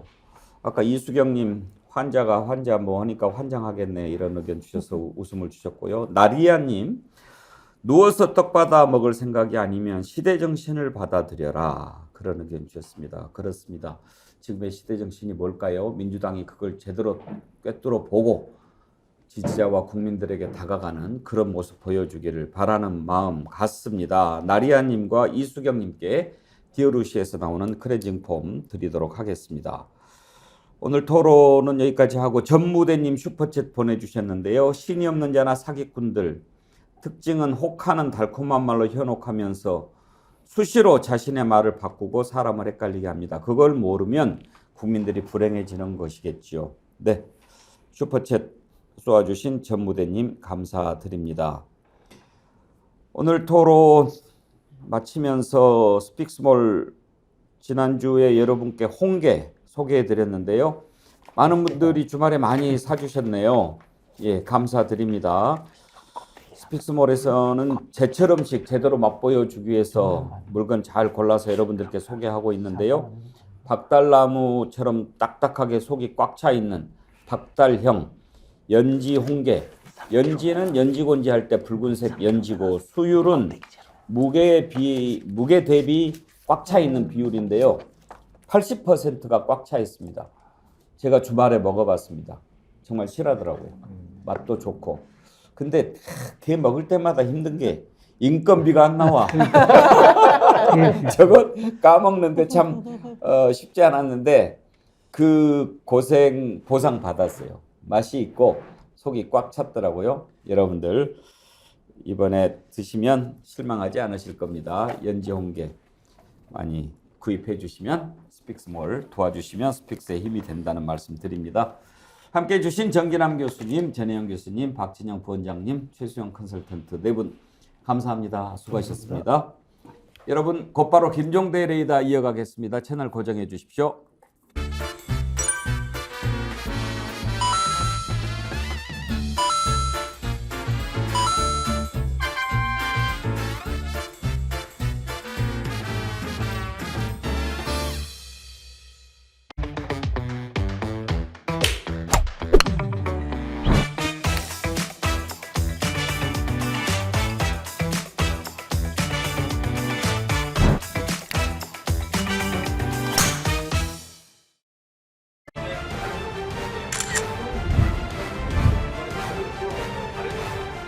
뉴스는 가시도 친 생선과 같습니다. 잘 발라 드셔야 됩니다.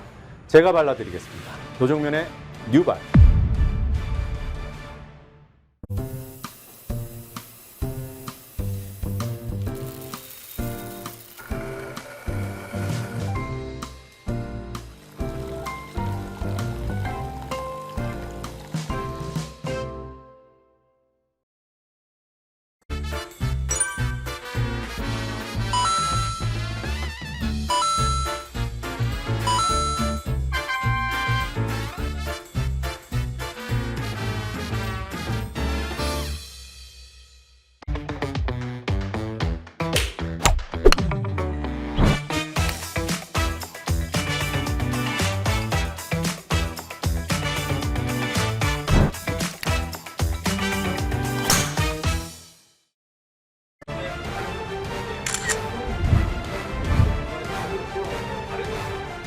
뉴스는 가시도 친 생선과 같습니다. 잘 발라 드셔야 됩니다.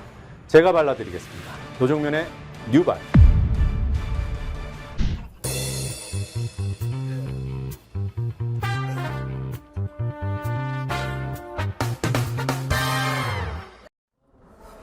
예, 김종대 레이더, 김종대 전 정의당 의원 모셨습니다. 어서 오십시오.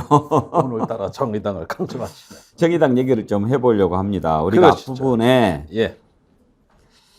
민주당이 좀 무기력하다, 더 세게 싸워야 되는 거 아니냐 그런 얘기를 했는데 지금 정의당은 존재감마저 희미해진 상황 아닙니까? 네. 민주당은 위기지만 정의당은 거의 존폐의 위기 이런 얘기가 나오는데 여당은 할 수 있는 게 많잖아요. 지금 공매도 금지 정부에서 하겠다라고 발표한 이후로 오늘 코스피 코스닥이 완전히 급상승해요. 빨간 줄이 팍 올라가지고 네. 코스피가 92.47, 코스닥이 46.65 지수가 이렇게 올랐어요. 네. 뭐 이런 정도니 뭔가를 해야 되는데 정의당 참 문제지요. 오늘 정의당. 이정미 대표 사퇴하면서 지도부 총사퇴했는데 네. 기자회견 먼저 좀 듣고 갈까요? 그러시죠. 예. 오늘로 저를 비롯한 정의당 7기 대표단은 물러납니다. 더 단단해질 정의당, 더 넓어진 정의당을 위한 결단입니다. 어제 전국위원회에서 결정한 신당 추진을 위한 비상대책위원회가 더 과감히 전국위원회의 결의를 수행하도록 길을 트는 당의 체제 전환과 개편입니다. 총선을 앞두고 시대 사명을 개척하기 위해 신당을 추진하는 비대위가 거침없이 나아가도록 뒷받침하자는 당의 요구를 받든 결정입니다. 신당 추진 비대위는 어제 정의당이 결정한 생태, 평등, 돌봄의 사회국가 비전을 국민들과 소통하고 총선 승리를 위한 선거연합 정당 추진을 빠르게 진행하여 12월 안에 그 결과를 만들어낼 것입니다. 지금 그러면은 신당을 만든다는 거예요? 신당 창당이 아니고 그게 뭐냐면은 녹색당 뭐 또 진보당 뭐 진보당은 사실 제외되는 것 같습니다만 이런 또 새로운 신당 창당 움직임 사회민주당도 있고 많잖아요. 그러니까 이 당은 다 그대로 있고 선거를 위한 그 기업의 특수 목적법인 같은 가설 정당 플랫폼을 만들어서 그러면 정의당 간판을 내리는 건 아니고 정의당 간판 달고 비슷한 간판 다 모여가지고 상권을 같이 형성하자. 그렇죠. 그렇게 하고 선거가 끝나면 돌아가는 방식을 얘기하는 것 같습니다. 그런데 이게 이제 한때 그 민주당에서 위성정당 창당할 때 정의당이 그 비판했던 논리를 이제 정의당이 하는 거거든요, 사실은. 그러면 안 되죠. 그러니까 내부에서 가장 논란이 됐던 대목이 이거예요. 그래서 특수목적 정당은 위성정당과 다르다. 아니다. 그게 그거다. 이게 이제 최근에 그 내부에서 아주 논란을 많이 형성했던 건데 어제 결정이 된 거거든요. 일단은 그런 플랫폼 정당을 간다. 가설 정당을 만든다. 이렇게 결정이 되고 이정미 대표는 사퇴하는 걸로 이렇게 결정이 됐다는 거죠. 그 전에 이것부터 그러면은 제가 대신 물어봐 드려야 되겠네요. 오늘 많은 분들이 김종대 의원님 아직도 정의당인가요? 그러는데. 아니 그러니까 한 번도 내가 정의당이 아니라는 얘기는 한 적이 없는데 탈당한 걸로 알고 계시는 분들이 많더라고요. 예. 의외로. 그래서 대한민국에서는요 웬만한 정당은 내가 다 자기 편이라고 생각해요. 민주당도 그렇고 뭐 정의당도 그렇고 국민의힘은 아니겠죠. 탈당한 데도 그렇고 국민의힘만 빼고. 예. 그러니까 이상하더라고. 제가 당적이 한 5-6개 돼요. 그래서 다 자기들 편이라네 내가. 지금 소속은 정의당 맞고. 예. 아니 그런데 이게 있는 거죠. 이제 남아 있는 거는 저기서 생태 돌봄 그 사회 비전 10개를 예. 발표했다는 건데 그건 언론에 거의 보도가 안 되는데 사실은 거기서 이제 그 돌봄 국가, 회복의 국가 이러면서 그 진보가 할 수 있는 얘기가 있어요. 사실 이걸 시대 정신이라고 우리가 봤을 때 진보의 의제가 커진 건 사실이거든요. 근데 역설적으로 진보의 주체가 작아진 거거든요. 그러니까 이 갭이 국가적으로 큰 문제입니다. 그래서 제가 정의당 소속이다 아니다가 중요한 게 아니고 이제 그 우리가 코로나와 윤석열 시대를 거치면서 국가가 많이 황폐화되고 파괴되고 그러면서 어떤 물질적 욕망의 노예가 돼가는 이런 어떤 그 시대에서 다시 우리가 불꽃 같은 어떤 시대 정신으로 생태 돌봄, 그 다음에 어떤 그 불평등 완화 이런 어떤 걸 가치로 삼는 정당이 한국 사회에 있긴 있어야 되거든요. 그러니까 그런 점에서의 가치 연대 뭐 이런 부분들 우리가 한번 꿈꿀 시간은 되지 않았나 보여집니다. 근데 김종대 의원 보시기에 지금 정의당이 위기 아닙니까? 뭐 뇌사 상태라고 저는 왜 이렇게 됐다고 보십니까? 글쎄요, 제가 보기에는 그 정치적 양극화에서 자기 논리를 개발하지 못했기 때문인데 주로 이제 정의당이 큰 타격을 입었을 때를 회고해 보자면은 첫 번째는 이제 조국 사태, 그렇죠. 두 번째는 위성정당 사태, 예. 그 다음에 세 번째는 대선 이렇게 쭉쭉 오는 거거든요. 그러다 보니까 설 자리가 점점 좁아지고 없어지죠. 그러니까 우리가 현대 정치의 특징이 이제 유럽이나 아시아 어딜 봐도 좀 극우화 현상이 두드러지고 이렇게 어떤 그 세계 3인당이 좀 몰락하고 있지 않습니까? 그 이제 독일이라든가 또 북유럽에서 보여지고 독일의 녹색당 하면은 얼마나 유서 깊은 정당입니까? 또 힘도 있고. 근데 의석수가 확 줄었단 말이죠. 그래서 이런 어떤 일반적 경향성, 즉 어떤 그 정치의 양극화와 극우화 그러는 가운데서 자기의 어떤 그 목소리로 새로운 시대 정신으로 업그레이드하는 데 실패하다 보니까 이런 정치적 현안이 생길 때마다 자기의 어떤 포지션을 갖지 못하고 휩쓸리거나 무너져요. 이런 취약성이 아주 돋보이는 양국으로 자꾸 가는 건데 옛날에 정의당, 진보정당은 개혁의 창끝이었습니다.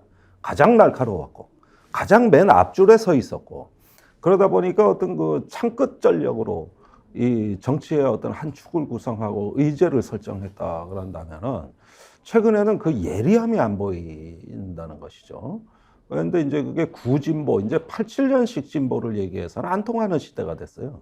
이제 초월해야 되는 거죠. 개혁의 창끝 그 표현이 참 와닿네요.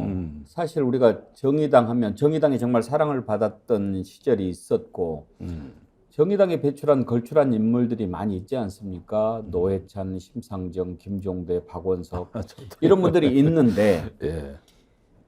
저는 아까 이정미 대표 기자회견 내용을 보면서 제대로 짚고 있는 건가 그리고 대책은 제대로 마련한 건가 고개를 갸우뚱했어요. 왜냐하면 개혁의 창끝이다.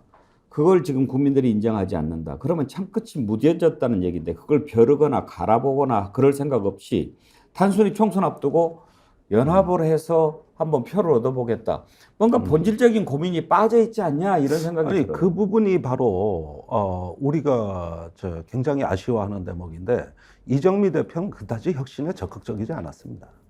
지금 이제 당의 다수가 탈당을 하고 내부에 대한신당 같은 의견 그룹이 생기는 이유가 혁신을 촉구하기 위해서였거든요. 근데 항상 그 반대편에 있었단 말이죠. 그러다 보니까 이제 이정미 대표는 생존 전략을 쓴 거예요. 생존 전략을 쓴 건데 이 정의당의 혁신을 요구하는 사람들은 확장 전략을 요구한 거거든요. 그런데 확장은 너무 위험하다. 진보가 허구한 날 통합과 분열을 되풀이하다가 이렇을만 하면 주저앉고 이렇을만 하면 주저앉고 이 진보가는 분열이 직업이 돼버렸습니다. 민노당이 이래로 지금까지. 그러다 보니까 이런 어떤 그 섣불리 확장했다가 있는 집안도 말아먹는다. 이런 어떤 그 약간 안주형의 사람들이 좀 많이 있어요. 그런가 하면은 그럴 위험을 무릅쓰고라도 변해야 된다. 이렇게 주장하는 사람들이 있죠. 그러니까 이런 부분에서 내부 정리가 좀 잘 안 됐고 거기에 대한 책임을 진 거다. 이게 뭐 강서구청장 보궐선거에서 권수정 후보 1.8%가 문제가 아니라 그런 부분에서 이제 한계에 달한 리더십이죠. 그런 점에서 일단은 뭐 용퇴하기로 결심한 것 같고 더 문제는 용퇴하면 그럼 대안이 있냐? 비대위가 뭐 그럼 지금 대안 구성이 돼 있냐? 아니에요, 그것도. 아니고 그냥 원내대표가 임시로 맡는 거거든요.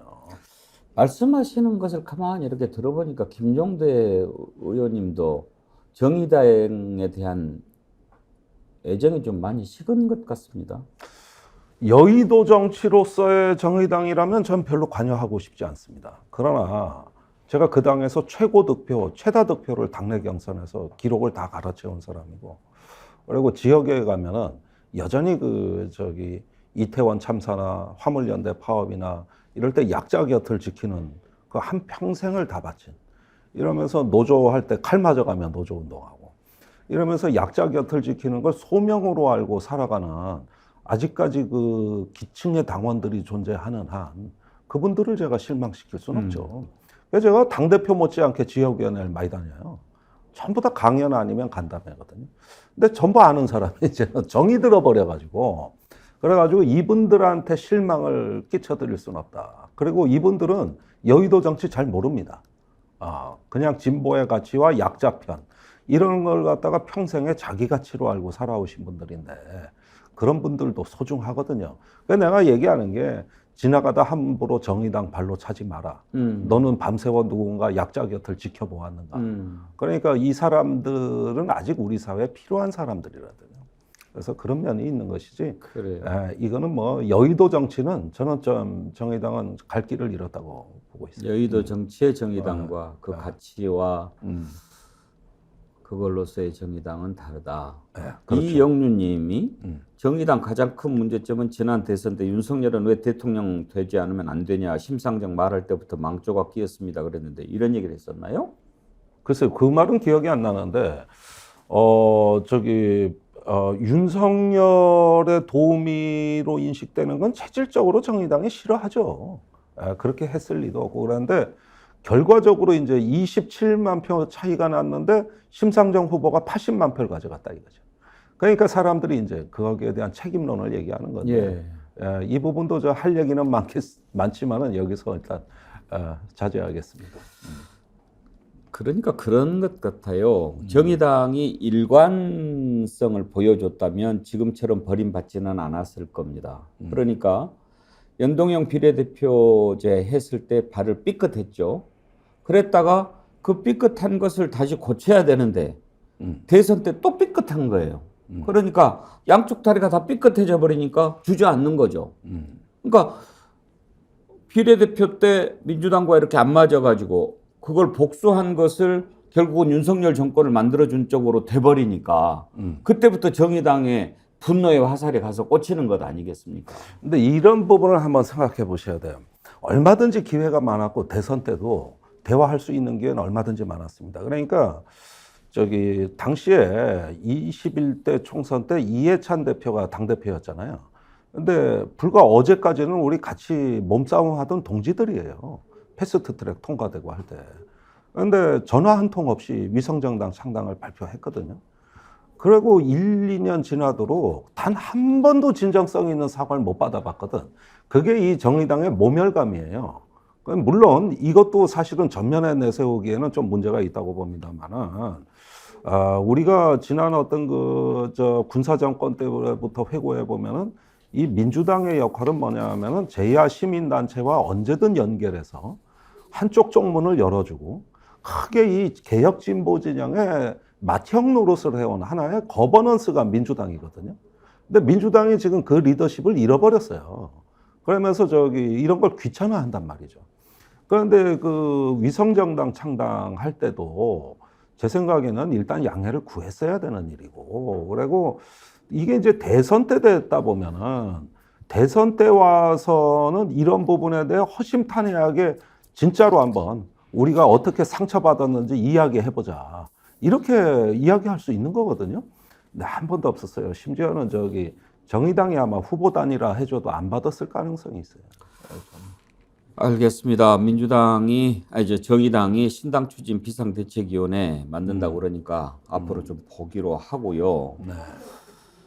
마카롱님, 김종대 의원님 이제 정의당 탈당하고 다른 당 가서 약자 챙기세요. 신채규님 탈당해서 활동하세요. 수준 맞는 당으로 가서 마음껏 펴세요. 이런 의견 주셨는데 내년 총선 출마하실 생각입니까? 아니 그러니까 제가 그 질문을 워낙 많이 받아서 요즘 완전히 도피 행각을 하고 있는데 그래서 제가 지금 진보의 달마대사라고 하는 거 아닙니까 제가. 어느 쪽으로 가느냐? 면벽을 한다 내가.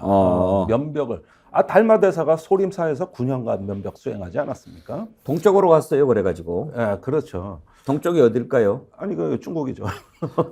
인도에서 중국으로 소림사에 가서 이제 했는데 이게 뭐냐면 우리한테는 굉장히 깊은 상처거든요. 그래서 지금은 옛날에 이제 촛불에서 지금에 이르기까지 우리가 팬데믹 윤석열을 거치고 하면서 대안적 세상에 대한 상상을 이걸 좀 가져야 다음 시대 정치가 되고 윤석열을 이길 수가 있거든요.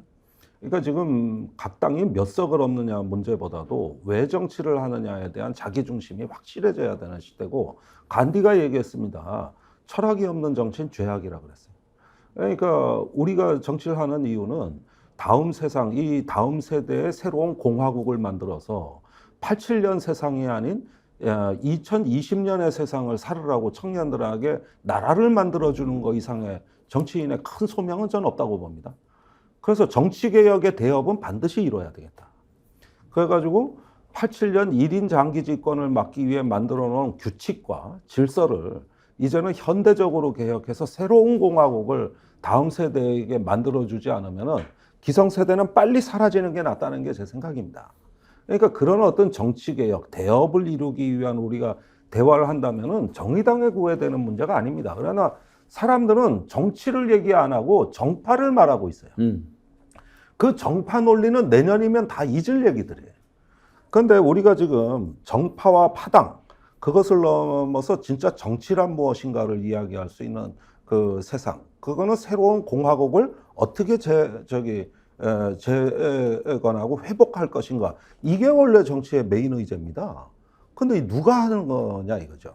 그래서 우리가 그런 면에서 조금 마음에 맞는 사람들을 정파와 이념에 구애되지 않고 만나고 싶다. 이게 달마대사가 하는 일이에요. 달마대사는 그거 하는 일이에요. 그래서 저도 동쪽으로 가려고. 총선 출마하실 거냐고 물어봤더니 달마대사 답변 같은 서문답을 하고 계시네. 예. 알겠습니다. 결심이 서면 한번 알려주세요. 아이 그럼요. 예. 예. 많은 사람들은 기대하고 있습니다. 네.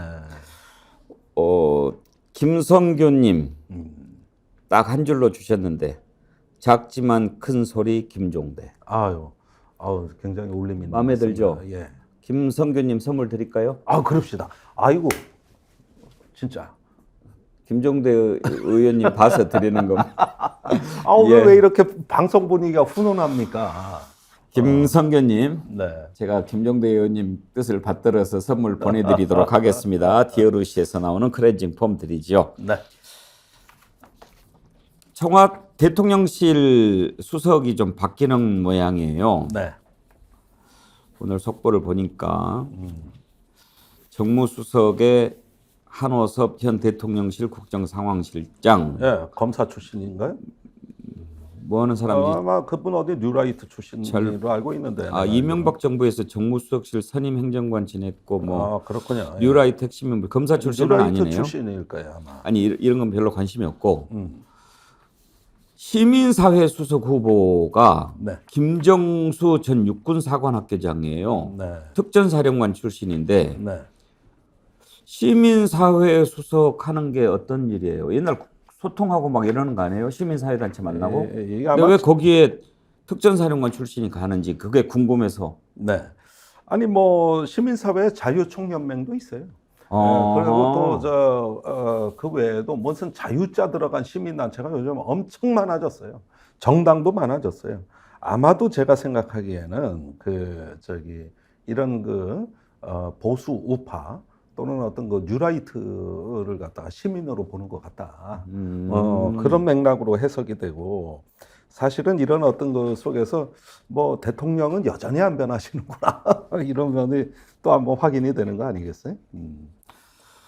그런데 지금 한호섭 국정상황실장 정무수석 후보로 거론되는데 여기도 뉴라이트 운동 핵심 인물 가운데 그렇습니다. 하나고. 네, 네.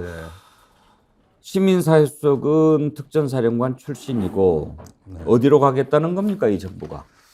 그러니까 사실은 뭐 소모적 이념 논쟁을 안 하겠다 그러지만 이미 그거는 브레이크가 안 걸리는 폭주하는 기관차다. 설국열차 그렇게 돼버렸어요. 그랬는데 여전히 이념으로 자기 친위대 돌격대 정치를 하겠다는 것은 변함이 없네요. 그거는 아마 총선 때까지도 계속 이어지고 결국은 또 다른 어떤 우리 사회적 분열을 무기로 삼아서 정치를 하는 이런 어떤 극우 포퓰리즘 정치다.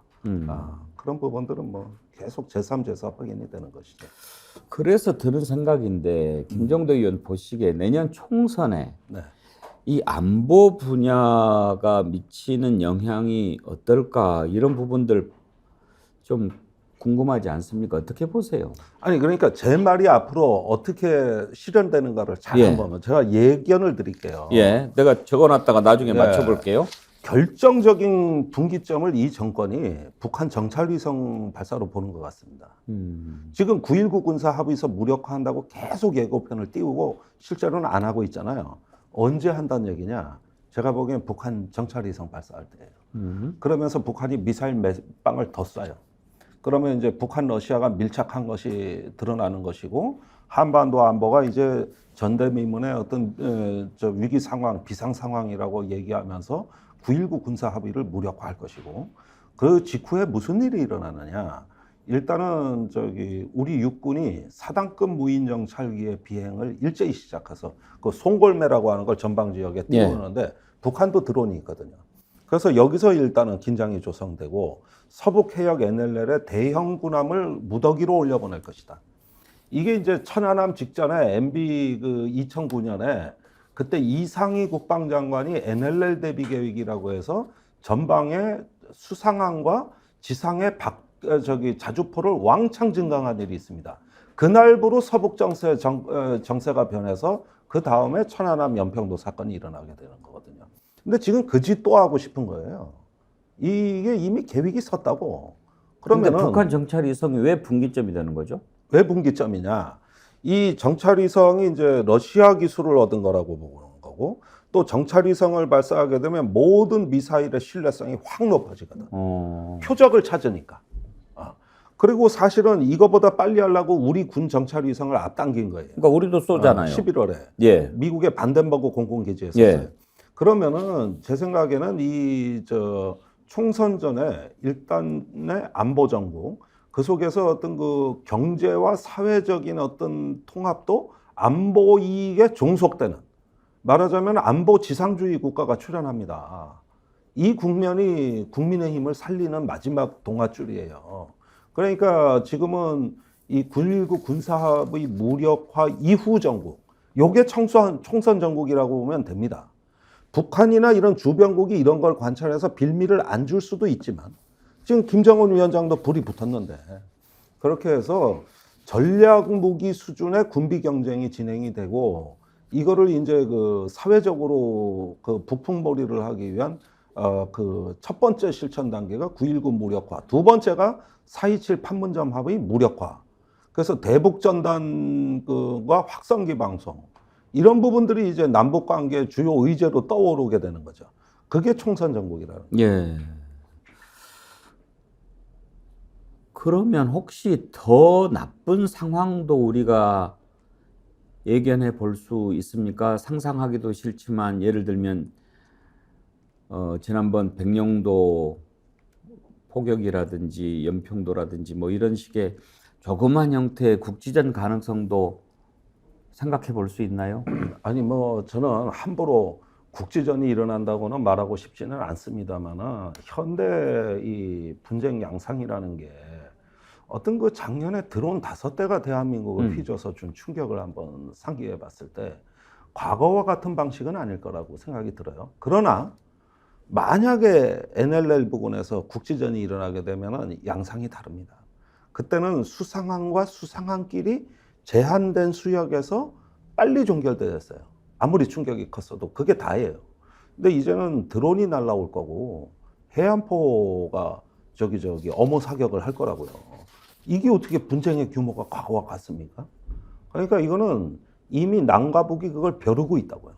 그런데 어느 순간 끈이 탁 풀려. 그게 9.19 군사합의 무력화예요.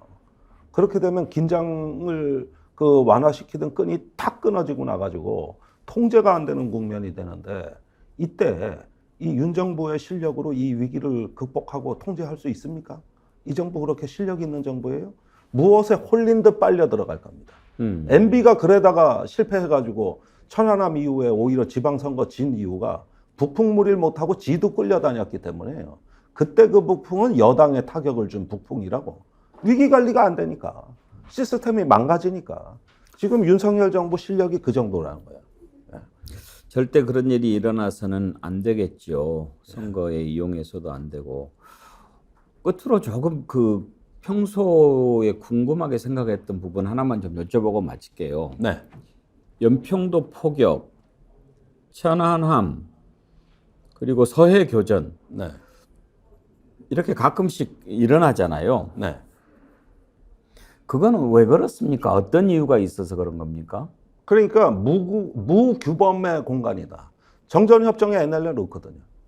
지금 정전협정은 성공한 협정이에요.